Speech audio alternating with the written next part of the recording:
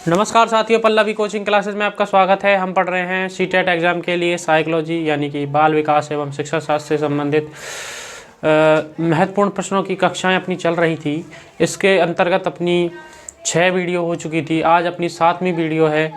और आप हमारा नेचर जानते हैं कि हम टाइम ख़राब नहीं करते हैं, तो सीधे चलते अपने प्रश्नों की तरफ। देखिए पहला प्रश्न क्या कहता है कि छिपी हुई वस्तुएं ढूंढ निकालना इस बात का संकेत है कि शिशु में से किस संज्ञानात्मक कार्य में दक्षता प्राप्त करने लगता है। जो शिशु है वो छिपी हुई वस्तुएं क्या करने लग जाता है, ढूंढने लग जाता है। ठीक है, जैसे आप किसी बच्चे को कोई चीज़ दिखा रहे हैं और एकदम से आप उसको छुपा लेते हैं, तो बच्चा क्या है, ये नहीं सोचता है कि वो गायब हो गई है, वो उसको ढूंढ लेता है कि आपने हाथ पीछे किया है और आपने उस वस्तु को कहाँ छिपा रखा है, अपने पीछे छिपा रखा है। तो ये किस संज्ञानात्मक कार्य में दक्षता प्राप्त करने लगता है। तो देखिए अपने पास ऑप्शन है, प्रयोग करना, साभिप्राय व्यवहार करना, या फिर वस्तु स्थायित्व, या फिर समस्या समाधान। तो इसका जो राइट आंसर हो जाएगा वो अपने पास क्या हो जाएगा, यहाँ पर वस्तु स्थायित्व इसका क्या हो जाएगा, राइट आंसर हो जाएगा। जब बच्चा उस छुपी हुई चीज़ को ढूंढने लग जाता है तो पियाजे के अनुसार इसको क्या बोला जाता है, वस्तु स्थायित्व को बोला जाएगा। ठीक है, आगे देखिए अगला प्रश्न है, प्रश्न संख्या 2। शेल्डन ने व्यक्तित्व को किस आधार पर वर्गीकृत किया है। मतलब जो शेल्डन महोदय थे उन्होंने व्यक्तित्व जो है उसको किस आधार पर वर्गीकृत किया था, यानी कि बांटा था। तो अपने पास देखिए ऑप्शन ए में है शारीरिक रचना, उसके बाद शील गुण सिद्धांत जो थे अपने पास त्वचा एवं बालों के रंगों के आधार पर, या फिर सामाजिकता के आधार पर।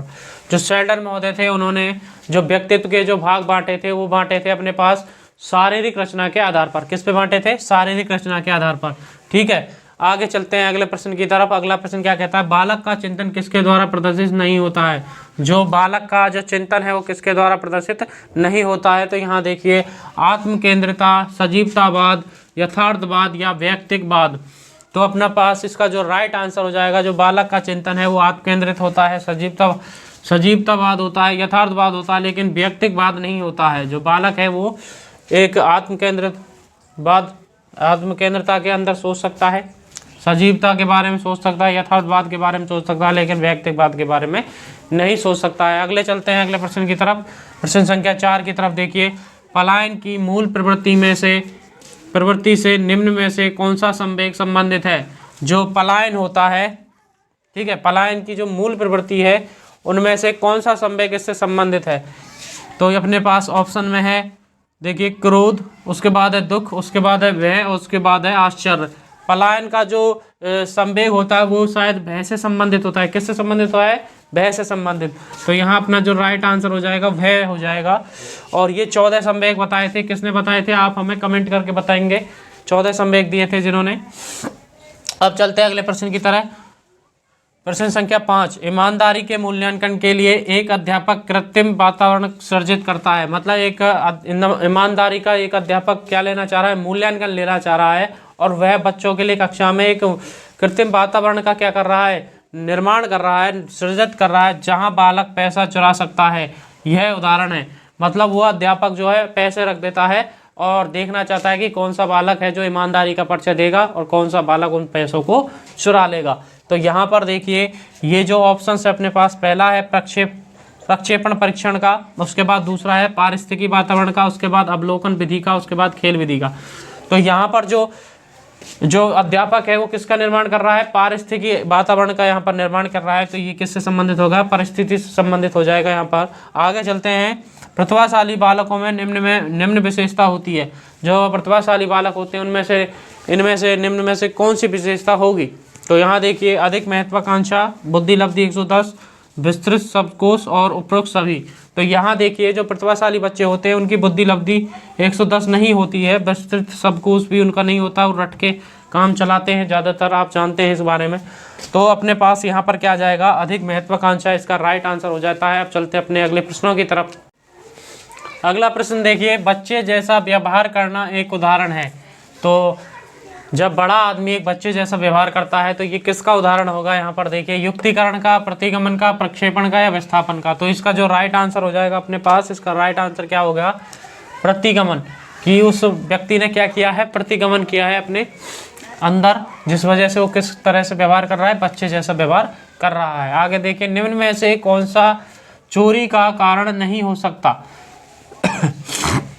इनमें से हमें बताना है कि जो चोरी का कारण है कौन सा नहीं हो सकता। तो देखिए यहाँ पर आवश्यकता, अज्ञानता, आदत या अभिभावकों का नियंत्रण एवं अनुशासन।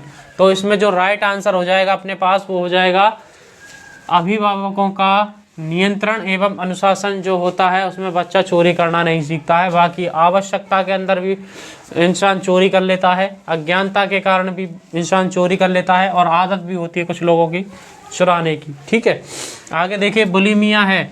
बुलिमिया किससे संबंधित एक विकृति है? तो ये होती है अपने पास अवधान विकृति, भोजन ग्रहण विकृति, पठन विकृति या गणन विकृति। तो यहाँ पर जो बुलिमिया है वो भोजन ग्रहण संबंधित क्या है, एक विकृति है। इसमें व्यक्ति भोजन ग्रहण करता चला जाता है, खाता ही जाता है, खाता ही जाता है, और उसको पता नहीं होता कितना खाना है। तो बुलिमिया क्या है, एक भोजन ग्रहण विकृति है। आगे चलते हैं अगले प्रश्न की तरफ। निम्न में से कौन सा आनुवंशिकता से निर्धारित नहीं होता है? हमें ये बताना है कि इनमें से कौन सा है जो आनुवंशिकता से संबंधित नहीं होता है। तो यहाँ देखिए, अभिक्षमता, अभिविकृति, बुद्धि या व्यक्तित्व। तो इसका जो राइट आंसर हो जाएगा वो अपने पास क्या हो जाएगा, अभिवृत्ति जो होती है वो आनुवंशिकता से निर्धारित नहीं होती है। आगे चलते हैं अगले प्रश्न 11वें की तरफ। निम्न में से कौन सा अर्जित है? हमें ये बताना है कि इन सब में से कौन सी चीज़ है जो हम अर्जित करते हैं। तो देखिए, आदत, प्रतिवृत्ति क्रियाएं, उसके बाद मूल प्रवृत्ति और प्राथमिक अभिप्रेरक। तो यहाँ जो राइट आंसर हो जाएगा कौन सी चीज़ इनमें से अर्जित है, तो हम अर्जित करते हैं क्या चीज़, आदत को हम क्या करते हैं, अर्जित करते हैं। किसी चीज़ को बार बार करते जाते हैं और वो हमारी क्या बन जाती है, एक बार आदत बन जाती है। यही क्या है, अर्जित है इनमें से। आगे देखिए 12वां प्रश्न, विचारों, भावनाओं तथा अभिवृत्तियों का एक संयुक्त रूप से जो व्यक्ति उनके स्वयं के बारे में रखते हैं। ठीक है, विचारों, भावनाओं तथा अभिवृत्तियों का संयुक्त रूप से जो व्यक्ति उनके स्वयं के बारे में रखते हैं। तो ये क्या कहलाएगा, देखो, शरीर प्रतिमा, स्वयं ज्ञान, स्वयं प्रत्यय और शरीर ज्ञान। तो ये क्या होगा, जो विचारों, भावनाओं, अभिवृत्तियों का संयुक्त रूप स्वयं प्रत्यय क्या होता है, स्वयं के बारे में रखेगा तो स्वयं के बारे में क्या आ जाएगा, स्वयं प्रत्यय आ जाएगा। ठीक है, अब चलते हैं अगले प्रश्न की तरफ। अगला प्रश्न देखिए, सीखने की खेल विधि उपयोगी है। तो सीखने की जो खेल विधि है वो किस अवस्था के बच्चों के लिए उपयोगी है? तो देखिए यहाँ पर बाल्यावस्था, पूर्व बाल्यावस्था, युवावस्था, इनमें से कोई नहीं। तो इसका जो राइट आंसर हो जाएगा वो अपने लिए पूर्व बाल्यावस्था यहाँ पर राइट आंसर हो जाएगा। जो पूर्व बाल्यावस्था के जो बच्चे होते हैं उनके लिए सीखने की खेल विधि बहुत ही उपयोगी मानी जाती है। आगे देखिए अगला सवाल है, खालिस्तान ने बालक के प्राकृतिक विकास पर बल दिया है। इनमें से किस वैज्ञानिक ने मनोवैज्ञानिक ने बालक के प्राकृतिक विकास पर बल दिया है? तो देखिए यहाँ पर अगला है मोंटेसरी, उसके बाद सेंगुइन, उसके बाद बक्र, उसके बाद बेनेट। तो यहाँ पर जो राइट आंसर हो जाएगा, बालक के प्राकृतिक विकास पर किसने बल दिया है, मोंटेसरी ने दिया है। ठीक है, अब आगे देखिए, बाल अध्ययन का पिता किसे कहा जाता है? तो बाल अध्ययन का जो पिता किसे कहा जाएगा, स्टेनले हॉल, पियर श्यून और उसके बाद है वाटसन। तो यहाँ अपना जो राइट आंसर हो जाएगा वो हो जाएगा स्टेनले हॉल। स्टेनले हॉल महोदय ने बाल अध्ययन का पिता कहा जाता है। स्टेनले हॉल को बाल अध्ययन का पिता कहा जाता है। अगला देखिए, छात्र वह सोपान है जिसमें वह सर्वाधिक रूप से संवेगों से घिरा रहता है। छात्र का वह सोपान जिसमें वह सर्वाधिक रूप से संवेगों से घिरा रहता है, तो वो कौन सा हो जाएगा? यहाँ देखिए, शैशवावस्था, बाल्यावस्था, प्रौढ़ावस्था, किशोरावस्था। तो जो छात्र का वह सोपान मतलब वह अवस्था बतानी है जिसमें वह सबसे ज़्यादा संवेगों से घिरा रहता है। तो इसमें कौन सी अवस्था आती है? किशोर अवस्था। किशोर अवस्था में जो बच्चा होता है, किशोर अवस्था में बच्चा तो नहीं रहता, किशोर हो जाता है, युवा हो जाता है। तो यहाँ पर वो सबसे ज़्यादा संवेगों से क्या रहता है, घिरा हुआ रहता है। आगे देखिए, कहानी कथन विधि से बालकों में विकास होता है। जो कहानी कथन विधि है उसमें बालकों में कौन सा विकास होता है? विषय का, तार्किकता का, कल्पना का या ज्ञान का। तो इसका जो राइट आंसर हो जाएगा, कहानी कथन विधि में जब हम बच्चों को कहानी सिखाते हैं तो किसका निर्माण करते हैं? अपने अंदर कल्पना का। वो सोचते हैं उस बात को जब हम उनको क्या सुनाते हैं, कहानी सुनाते हैं। आगे देखिए, सामाजिक परिवर्तन लाने में महत्वपूर्ण भूमिका सामान्यतः अदा करते हैं। तो कौन अदा करते हैं? देखो, नारी संगठन, विद्यालय संगठन, छात्र या शिक्षा आयोग। तो इसका जो राइट आंसर हो जाएगा अपने पास कौन सा हो जाएगा, सामाजिक परिवर्तन में सबसे ज़्यादा योगदान कौन देते हैं, विद्यालय संगठन देते हैं। आगे चलते हैं अगले प्रश्न की तरफ। बालकों में व्यक्तिगत विभेद के मुख्य कारक हैं। बालकों में व्यक्तिगत विभेद के मुख्य कारक कौन कौन से हैं, तो देखिए विद्यालयों की गुणवत्ता, माता पिता की शिक्षा, शारीरिक भिन्नता, मानसिक गुणवत्ता। तो यहाँ जो अपना राइट आंसर हो जाएगा वो हो जाएगा अपने पास मानसिक गुणवत्ता। यहाँ पर क्या हो जाएगा राइट आंसर। बालकों में जो व्यक्तिगत विभेद का जो मुख्य कारण है वो क्या है, मानसिक गुणवत्ता। यहाँ पर राइट आंसर हो जाएगा। अब चलते हैं अपने अगले प्रश्नों की तरफ। अगला प्रश्न देखिए, एक व्यक्ति जो अपने आप को एक कमरे में बंद कर लेता है और किसी से मिलने या बात करने से मना कर देता है, वह युक्ति काम में ले रहा है। देखो इसमें आप ऐसे समझ सकते हैं कि उसको किसी बात से क्या है, डर है उसको। अब वो मतलब उसको कुछ ना कुछ ऐसी चीज़ की टेंशन हो रही है कि एक व्यक्ति जो अपने आप को क्या कर लेता है, एक कमरे में बंद कर लेता है और किसी से मिलने या बात करने से मना कर देता है, वह कौन सी युक्ति काम में ले रहा है।